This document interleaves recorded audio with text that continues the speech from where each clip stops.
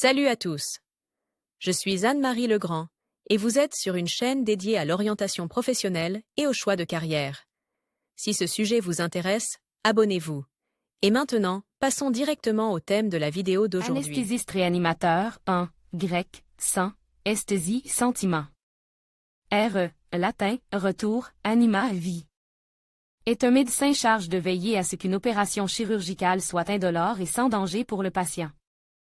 Par ailleurs, le Centre d'orientation professionnelle ProfGuide a récemment mis au point un test d'orientation professionnelle précis, qui vous indiquera les professions qui vous conviennent et vous donnera des indications sur votre type de personnalité et votre intelligence. Lire aussi caractéristiques d'une profession.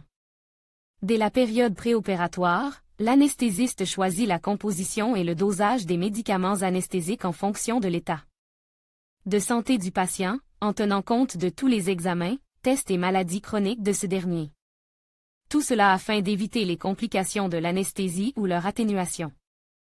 Ensuite, en parallèle avec le chirurgien et ses assistants, il conduit l'anesthésie et observe le patient tout au long de l'opération, à l'issue de laquelle il le réanime, ou le sort des effets de l'anesthésie. L'anesthésie peut être générale, c'est l'anesthésie, et locale, c'est l'anesthésie locale, y compris la rachianesthésie, qui est injectée dans la moelle épinière. L'anesthésie locale peut être administrée non seulement par un anesthésiste, mais aussi par un autre médecin, comme un dentiste, un ophtalmologue et d'autres médecins qui utilisent l'anesthésie locale. L'anesthésie générale, ainsi que l'anesthésie locale comme l'anesthésie rachidienne, sont pratiquées exclusivement par un anesthésiste. L'anesthésie générale n'a pas pour seul but de garantir que le patient perde conscience. En outre, pendant l'anesthésie, la personne opérée doit être en mesure de supprimer complètement tous les types de sensibilité. Pour ce faire, l'anesthésiste sélectionne tout un ensemble d'agents chimico-pharmacologiques, en tenant compte de leur dosage en fonction de l'examen du patient au cours de la période préopératoire. Le dosage doit être à la fois sûr et suffisamment puissant pour suffire à l'ensemble de l'opération avec une petite réserve. En même temps, il ne doit pas causer de dommages à la personne opérée.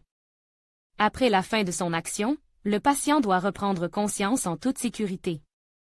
L'anesthésiste lui-même doit toujours être conscient de l'émergence de nouveaux moyens et médicaments qui permettent d'introduire et de retirer une personne de l'anesthésie. Afin de soulager l'anxiété du patient avant une intervention chirurgicale non urgente, des sédatifs spéciaux sont prescrits pour être pris immédiatement avant l'opération, après quoi le patient est transporté sur un brancard jusqu'à la salle d'opération. Une fois le patient installé sur la table d'opération, un cathéter intraveineux est inséré, par lequel des médicaments sont administrés pour induire l'anesthésie. Lorsque la personne perd progressivement conscience, l'anesthésiste procède à l'intubation, il introduit un tube dans la trachée. Pour faciliter la respiration ou, dans le même but, il pose un masque laryngé sur le patient. Tout au long de l'opération, l'anesthésiste surveille le cœur, le cerveau et la respiration de la personne opérée afin de réduire toutes les complications possibles. Une fois l'opération terminée, l'anesthésiste retire le tube respiratoire et arrête les médicaments anesthésiants, afin que le patient reprenne progressivement conscience. Voulez-vous devenir anesthésiste en seulement 2 mois? Faites un métier utile qui aide les gens. Le cours d'Elmira Davidova. Par ailleurs, ce médecin exerce déjà le métier de réanimateur. À l'aide d'appareils spéciaux, il surveille l'état de santé du patient pendant la période post-opératoire.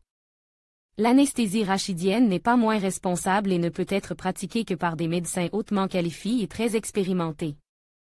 Quant à l'anesthésie locale, bien qu'elle soit beaucoup plus sûre que l'anesthésie générale, l'état mental du patient doit toujours être surveillé, c'est pourquoi des sédatifs spéciaux sont également utilisés de manière très active.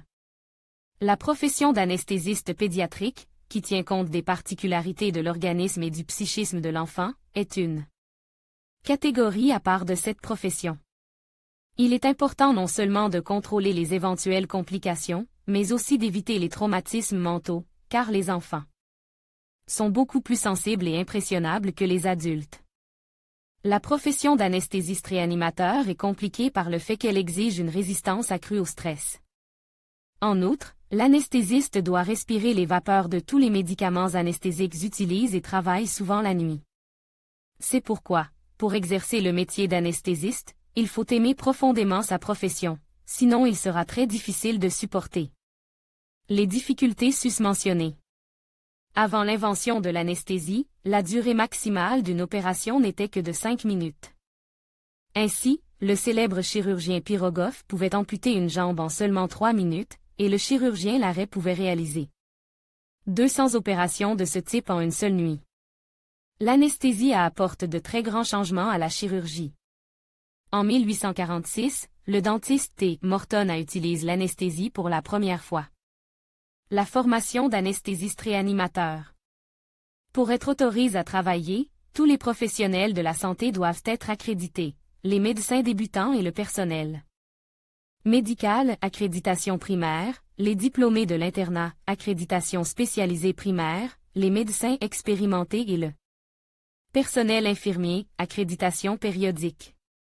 L'une des conditions préalables à l'accréditation est la participation à des cours. Le quiz gratuit de ProfGuide vous aidera à choisir le programme qui vous convient.